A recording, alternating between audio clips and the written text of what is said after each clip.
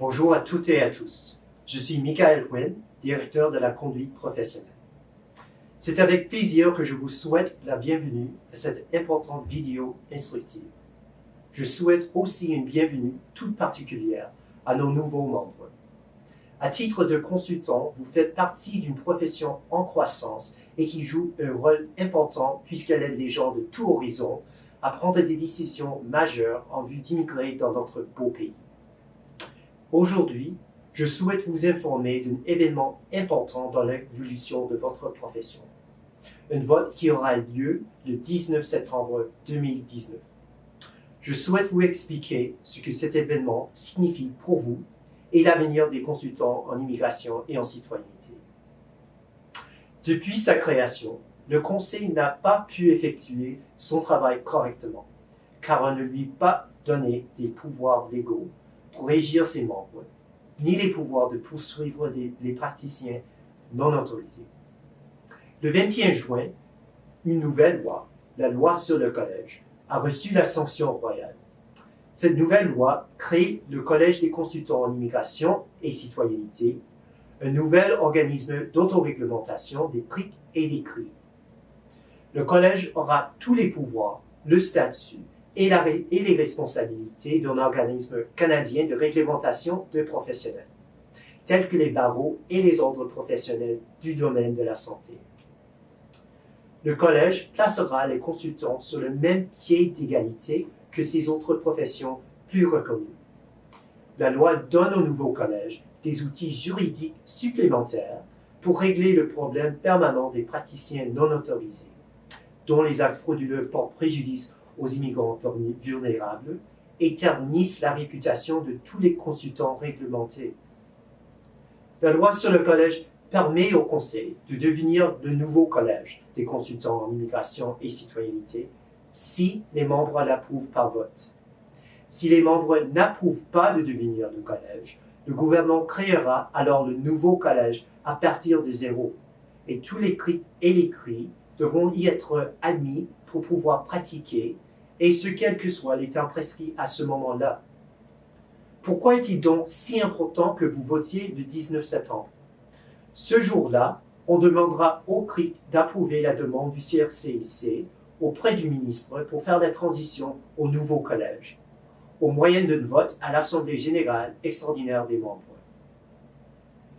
Le gouvernement nous a informé qu'il souhaite que le Conseil devienne le nouveau collège. Le gouvernement pense que le Conseil dispose d'une structure de gouvernance, de connaissances organisationnelles, de relations avec les parties prenantes et surtout de l'expertise réglementaire et dans le secteur pour rapidement mettre en œuvre le nouveau collège et en assurer le succès. Le gouvernement comprend les raisons qui expliquent pourquoi il est dans l'intérêt supérieur de la profession que le Conseil devienne le nouveau collège. Et c'est important que vous compreniez ces raisons. Le Conseil n'a pas de dette et le collège démarrerait donc sur des bases financières solides. Nous avons fait nos calculs. Nous pensons que la cotisation d'adhésion n'augmentera pas en raison de la transition. La transition serait harmonieuse. Les membres actuels bénéficieraient de droits acquis et il n'y aurait pas d'interruption en matière d'octroi de permis ou de services. Les activités se poursuivraient comme d'habitude pour les CRIC et les CRI. Les membres seraient représentés. La loi précise que 4 CRIC élus siégeront au conseil d'administration de transition si le CRCIC devient le collège. Cela signifie que les membres contribueraient en permanence aux règlements qui seront élaborés par le collège. Il n'y a aucune garantie que tout cela se produise si le collège est créé à partir de zéro. En outre, une fois le collège complètement opérationnel, le ministre établira le nombre final des administrateurs du conseil d'administration et la composition de ce dernier. Le fait d'avoir des CRIC dans le conseil d'administration de transition nous permet de plaider pour que la contribution des membres continue et augmente même à l'avenir. Enfin, le conseil a travaillé fort à se doter d'un personnel compétent et expérimenté, ce qui signifie qu'il n'y aurait pas de retard dans les activités en raison d'une longue phase d'apprentissage. En résumé, le collège est une bonne chose pour la profession. IRCC soutient la transition du conseil au collège. Pour effectuer la transition, vous devez voter oui le 19 septembre. Voter oui montre que les relations que le conseil a établies en votre nom, au moyen d'événements et de campagnes continues de sensibilisation du public partout au Canada et de réunions en personne avec des parlementaires, des représentants officiels et des fonctionnaires, ont été développées de bonne foi et que la profession prend ses obligations envers le public au sérieux. Ces questions sont complexes et sont très importantes pour l'avenir de votre profession. Pour toute question, je vous invite vivement à visiter la page Info sur la transition du conseil au collège sur notre site web.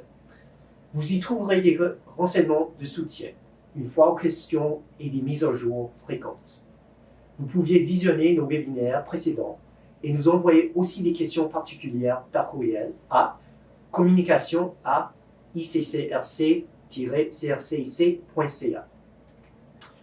Le 19 septembre, vous aurez l'occasion de voter pour l'avenir de votre conseil et l'avenir de votre profession. Je vous recommande vivement de voter oui à la transition du CRCIC au nouveau collège et oui pour le brillant avenir de votre profession. Merci.